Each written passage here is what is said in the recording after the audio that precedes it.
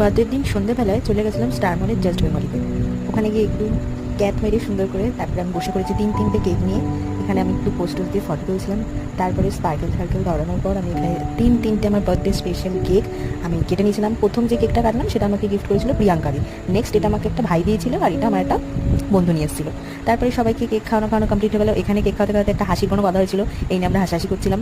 তারপরে ঝাঁপিয়ে পড়েছিলাম খাবারের উপর। এইটা তো খুব ভালো ছিল, ভীষণ টেস্টি ছিল এটা খেতে।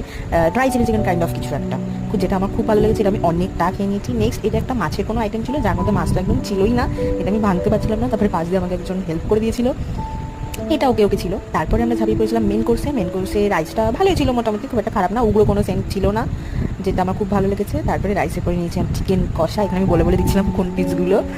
তো এখানে চিকেন কষা দিয়ে রাইসটা আমার খুবই ভালো লেগেছে, একদম লাইট ছিল, খুব রিচও না। দেন আমার ডেজার্টে কোনো ভিডিও করিনি, তাই এই ফটোটা ছিল, ফটোটা দিয়ে দিলাম। তারপরে সবার সাথে সুন্দর সুন্দর কয়েকটা ফটো